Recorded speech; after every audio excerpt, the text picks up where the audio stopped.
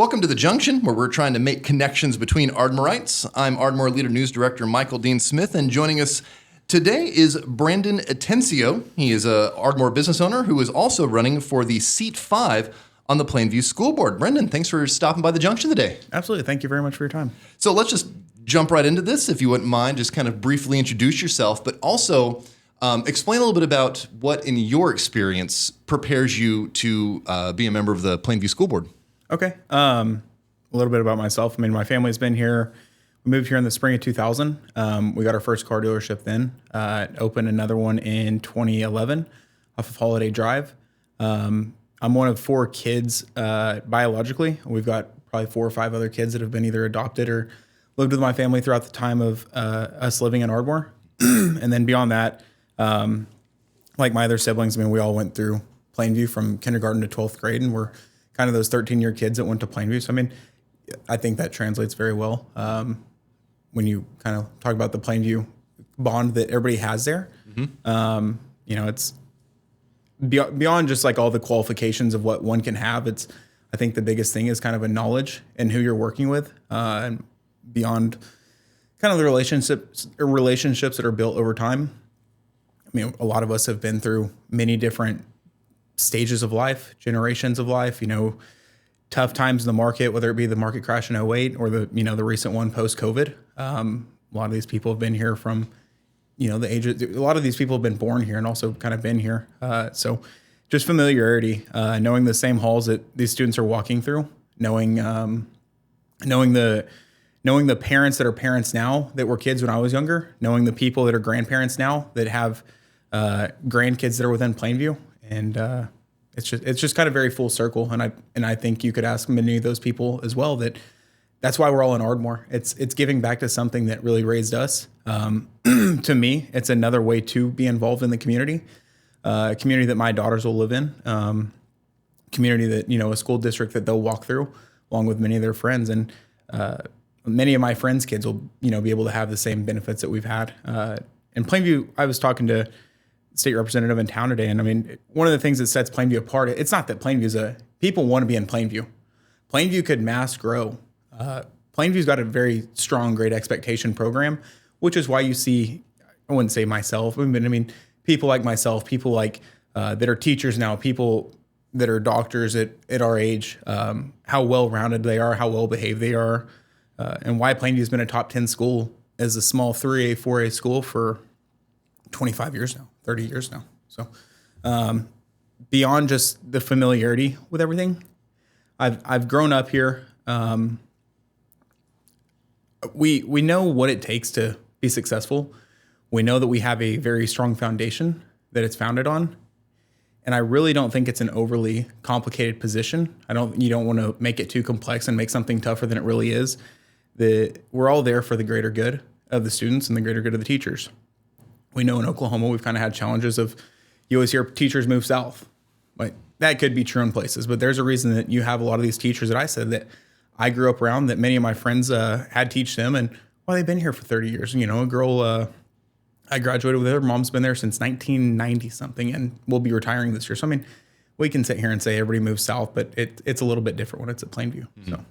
You had mentioned that, Plainview is one of the schools that, in the state and even the country, it's ranked fairly high. Its academic achievements are pretty common knowledge. But every school district is also going to be facing some challenges. What challenges do you think the Plainview district in particular is facing here in the next few years, or even currently?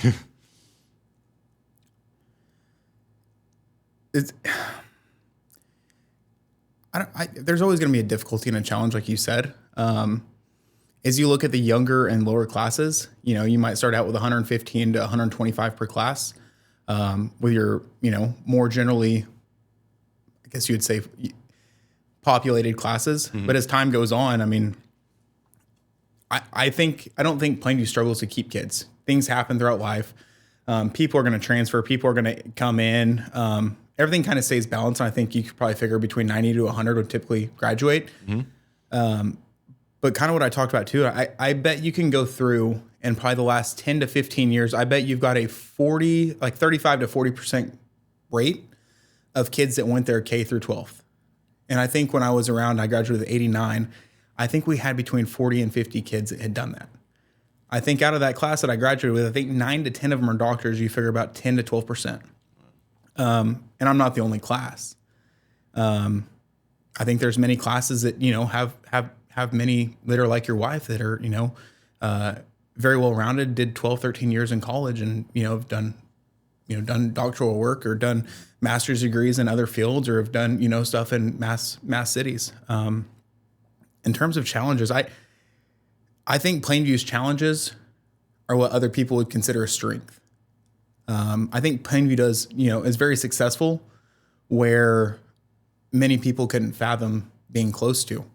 I don't think growth is always going to be what people say, oh, well, Plainview's growing too fast. Plainview's managed growth so well without watering down the product that they're putting out there. Mm-hmm. The quality of education, the quality of kids, the quality of friendship, the quality of relationship is why we're all here to even be able to talk about Plainview. That's why Plainview's been around for so long. I mean, if you want to look at, Lone Grove's mass grown, Dixon's mass grown, Sulphur's grown. I mean, you can see kids that have played on the Sulphur state runner-up team this year that are from Plainview. Mm-hmm. You can look at Ardmore. Why are Ardmore and Plainview in the same class?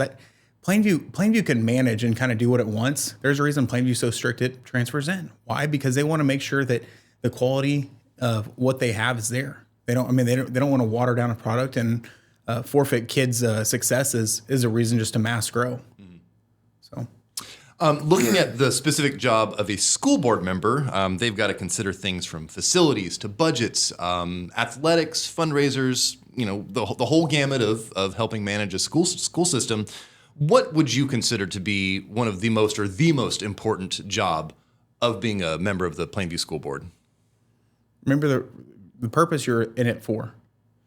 I kind of wrote about this, Ardmoreites reached out to us as well. And if you look at why everybody always wants the next best facility, right? Everybody wants a state-of-the-art facility. If you go look at our early childhood education program, unbelievable. Maybe too big for some of the little legs.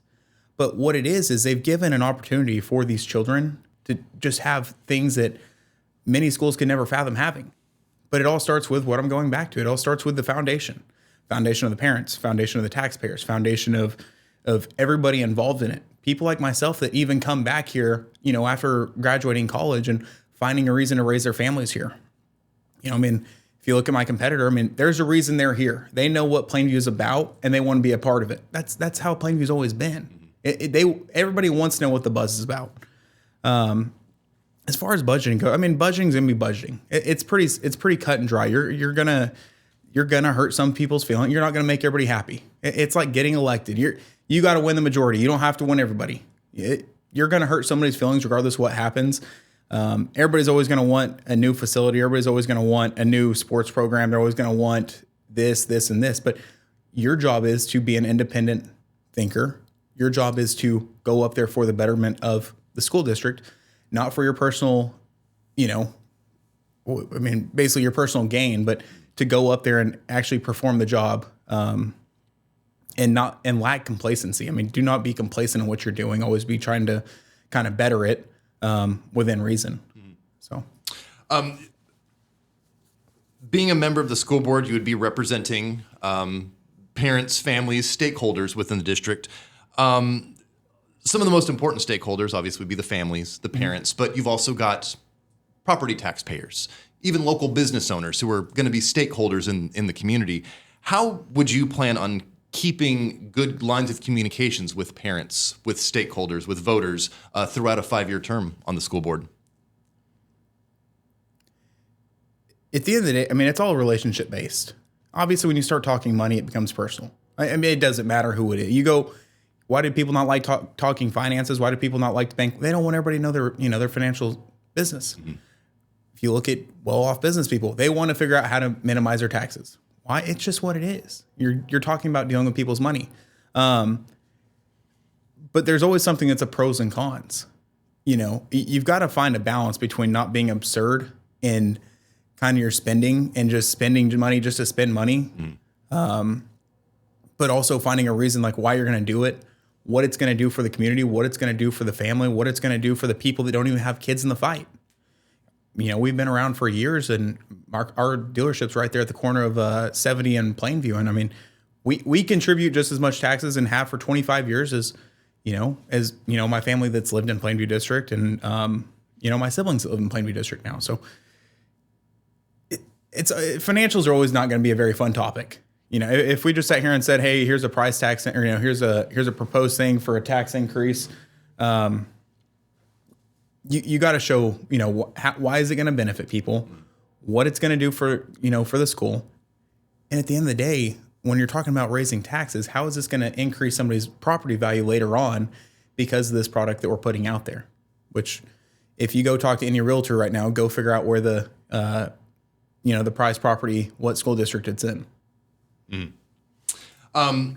But in particular, though, when it comes to staying in touch and keeping these families, these parents, these stakeholders engaged, do you have any plans in particular of making sure that people are able to know what's going on with the school board without? How do you keep them actively engaged versus reacting angrily when something doesn't go the way they want? I mean, you have to keep some sort of if you get on the Plainview school site, if you want to be involved in something, you can be involved in something. If you want to know what's going on in the meeting minutes, they're all on the website. When you're talking about reacting, people are going to react regardless. It doesn't matter if you're the most transparent person. They're going to, if they want to react, they're going to react. People don't chase all the good. They only find, you go look at, social media, what sells, negative news sells. And it's not towards you, but that's what it is. You just have to have open lines of transparency. I mean, I wonder how many people have actually let things go that have happened within the board that have never paid it attention. I mean, we could, no matter how open, you could go post the meeting minutes online. How many people are going to open up on it? If something's going to change somebody's pocket, all of a sudden they're really, really interested. It's going to no matter what you do. I mean, there's only so much you can do to get, keep people in tune. So. We're talking with Brendan Atencio. He is running for the Plainview School Board Seat 5. Brendan, just in this last minute or so we've got, what would be your parting message to voters in the Plainview School District ahead of the April 1st election? It's something that I will continue harping on, and it's something that'll, I'll always drive through. It's just the reason that Plainview is as popular as it is.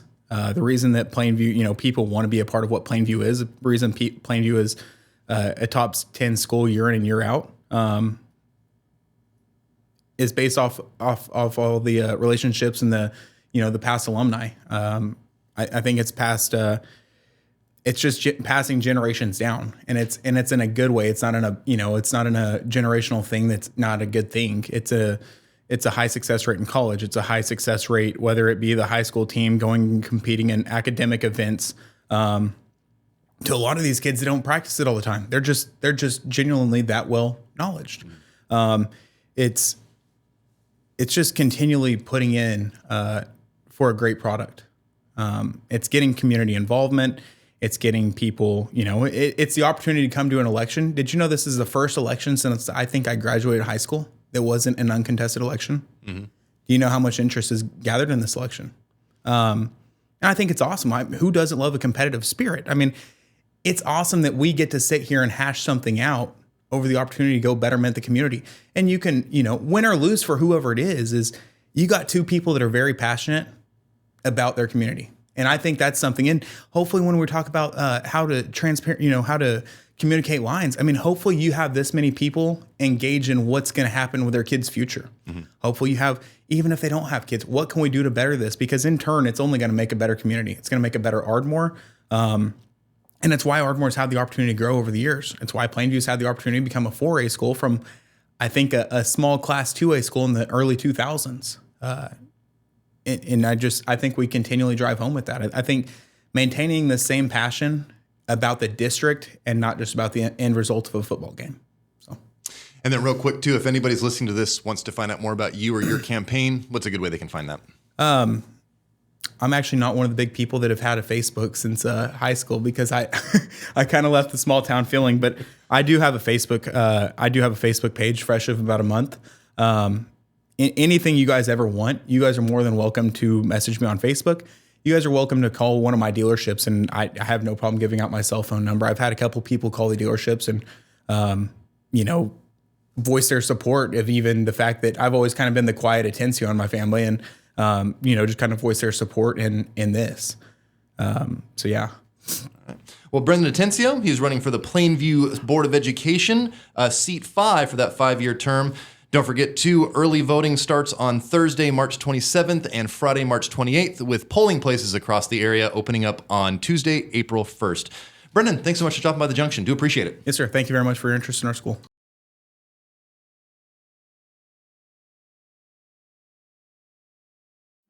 You're listening to this podcast, and so are a lot of other people in Southern Oklahoma. Ardmore Leader is about one thing: local. Local news, local events, and local business. So don't just buy another ad. Invest in your business. 319-9688 or visit ardmoreleader.com. Work with Ardmore Leader today, and let's find new ways to tell your story to a local audience.